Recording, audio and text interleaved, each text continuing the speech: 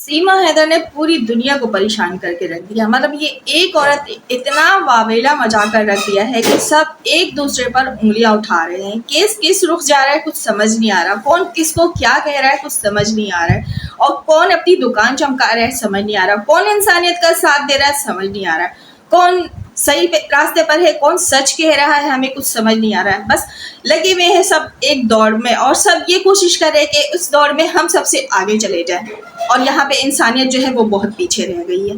अस्सलाम वालेकुम, hello everyone, welcome back to Shabnam talk walk के साथ। उम्मीद करती हूँ कि आप सब बिल्कुल खैरियत से होंगे, और अल्हम्दुलिल्लाह मैं भी बिल्कुल ठीक ठाक हूँ। जी, मैं यहाँ पे बात कर रही हूँ सीमा हैदर केस को लेके। इतनी ज्यादा कंट्रोवर्सी स्टार्ट हो चुकी है। गुलाम हैदर ने कुछ ऐसी बातें कही हैं, उस बातों को बाज लोगों को समझने की बजाय वो बात जो है वो हैदर भाई की दिल पर सबने ले ली है। अगर हैदर भाई ने दो बात सुना दी है तो इसका मतलब ये नहीं है कि आप लोग उनकी बात को दिल पर लेकर बैठ जाए। अगर उन्होंने कोई बात की है, कोई पॉइंट यहाँ पे रखा है, किसी यूट्यूबर्स को या किसी को दो बातें कही हैं, तो इसका मतलब ये नहीं है कि जब तक वो चुप रहते हैं तो आप लोग बहुत ज्यादा बोलते हो, अपने तरीके से बोलते हो, ये नहीं सोचते हो कि सामने वाले के दिल पर क्या गुजर रही होगी। आज अगर वो दो बार बोल देते तो आप लोगों को माइंड कर जाते हैं, बुरा लग जाता है। मेरे हिसाब से माइंड नहीं करना चाहिए।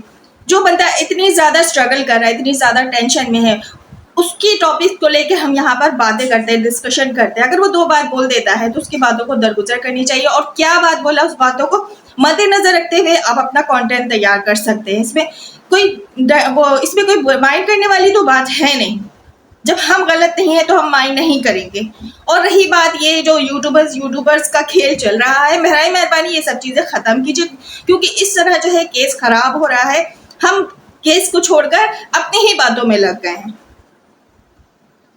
मेरी अगर बात किसी को समझ आ रही है तो मेहरबानी करके इस बात को अच्छे से समझिए, और अपना जो काम है वो जारी रखिए। इंसानियत का साथ दे रहे हैं तो इंसानियत का साथ दीजिए, क्योंकि इस दौर में इंसानियत तो पीछे रह गई है और हम एक दूसरे से आगे बढ़ने की दौड़ में आगे बढ़ चुके हैं कि मुझसे आगे कोई ना चला जाए।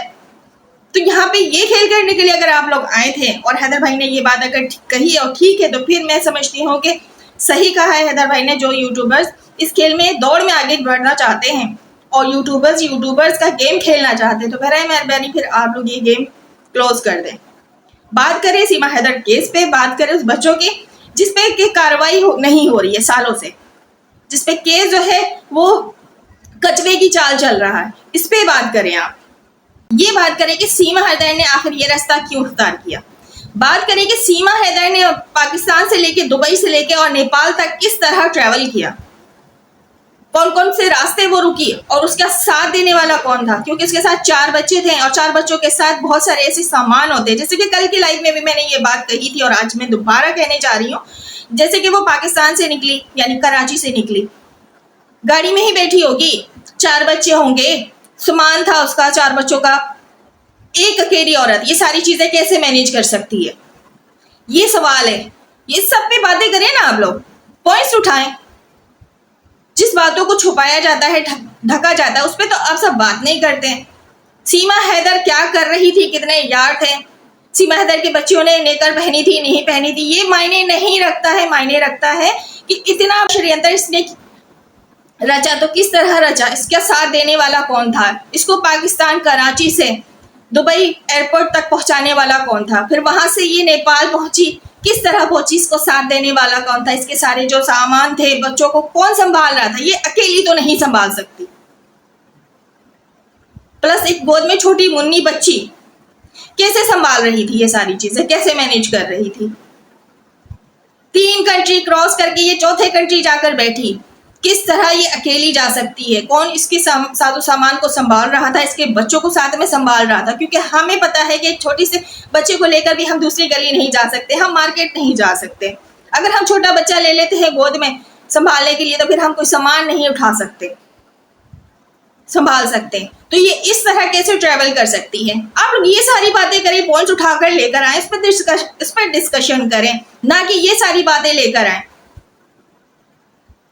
केस को दूसरी रुख ले जाने की कोशिश की जा रही है, केस खराब करने की कोशिश की जा रही है, हमारी ही आपस की बदनामी हो रही है, हम आपस में ही लड़ रहे हैं। मैं कहती हूँ अगर 2 बात हैदर भाई ने सुना दिया तो क्या बुरा कर दिया। उन्होंने 1000 लोगों की बातें सुनी है, अगर 2 बात हम यूट्यूबर्स को कह दिया तो क्या ऐसा कर दिया, कोई बात नहीं, वो कहने का हक रखते हैं। आप टॉपिक चेंज करें, अच्छी सी बात लेकर आए, वीडियोस बनाएं। इंसानियत का साथ दे रहे तो फिर बात बुरी नहीं लगनी चाहिए, इंसानियत पे आवाज उठाते रहना चाहिए। और अगर उन्होंने कोई बात रखी तो वो कोई बात थी तो रखी, और किसको बोली है वो भी आप सब जानते हैं, किसको कहा है हैदर भाई ने। जब वो बंदा ये तक कह दे कि भाड़ में जाए हैदर के बच्चे, तो फिर वहां पे बनता है उनका बोलना। हैदर के बच्चे पे आकर आप लोग पैनल पे बैठ के बात करते हो ना, फिर ये भी बोलते हो कि भाड़ में जाए हैदर के बच्चे, तो फिर वो बंदा वहां पे बोला तो फिर आप लोगों को माइंड नहीं करना चाहिए, उनकी सिचुएशन को समझनी चाहिए कि उन्होंने अगर यह बात बोला, अगर उन्होंने गुस्सा किया तो किसी अल्फाज पे किया है। आप सही से काम करो। अब वो आपको नहीं बोल रहे, उन्होंने एक बात और कही कि जो इंसानियत का साथ दे रहे हैं, जो चाहते हैं कि ये केस में जो है वो सच सामने आए और ये केस एक तरफ जाए, तो उनको मैं नहीं बोल रहा हूँ। तो प्लीज आप सब भी अपना काम कंटिन्यू करें, जारी रखें और सच पे आवाज उठाते रहें। ये ना देखें कि हैदर भाई ने किसको क्या कह दिया, जिसको कहा वो तो अच्छी तरह समझ रहे होंगे कि किसको कहा है। तो सवाल ये है कि ये भगोड़ी किस तरह आ गई 4 कंट्री, यानी 3 कंट्री क्रॉस करके चौथे कंट्री आकर बैठ गई। ये कोई आसान गेम नहीं है, खेल नहीं है। और लप्पू तो एक मोहरा है, ये भी हम सब जानते हैं। इसने आधार कार्ड बनवाया जब इससे पहले आई थी नेपाल, तो ये ऐसे नहीं आई थी, तब ये प्लानिंग के तहत ही आई थी, क्योंकि इसको इंडिया आना था 4 बच्चों के साथ, तो ये ऐसे नहीं दाखिल हो सकती थी, वहां चाहिए होता आधार कार्ड। वो बनवाने आई थी, सो बनवा कर चली गई, सारी डिटेल्स वगैरह देकर चली गई थी, लेकर गई थी बनवा कर, ठीक है। फिर उसके बाद ये एंट्री करती है। ये आधार कार्ड बनवाने वाला सचिन, और ये क्या पता इसके साथ हैप्पी सिंह भी हो, क्योंकि जब 2 बंदा जो बनाया है, 2 बंदा सचिन का ही रिश्तेदार है, वो जेल में है, ठीक है। क्या उसे मारपीट कर ये बात नहीं पूछी गई होगी कि आखिर किसके कहने पर ये आधार कार्ड बनाया तुमने, नकली आधार कार्ड जो बना था, उसने नाम तो जरूर दिया होगा, वो चाहे सचिन का हो, वो चाहे हैप्पी सिंह का हो। तो इस बात पे आवाज क्यों नहीं उठाई गई? अभी तक ये रिपोर्ट सामने नहीं आई, पुलिस ने ये बात नहीं दी है सामने कि हाँ ये बात सामने आ गई है कि आधार कार्ड किसने बनवाया था। ये बात से सामने आई है कि बस वो 2 बंदे जेल में क्या कर रहे हैं वो लोग, उनसे कोई पूछ नहीं हो रही है, उनसे कोई डिटेल्स नहीं ली गई है। इस बारे में बात करें आप लोग। आखिर बनवाने वाला आजाद क्यों है? वो चाहे कोई भी क्यों ना हो, आजाद है। जो बनाया है, जिसने बनाया है, वो जेल में है। बनवाने वाला किस मकसद से बनवाया, ये बातें क्यों नहीं उठाई जा रही हैं?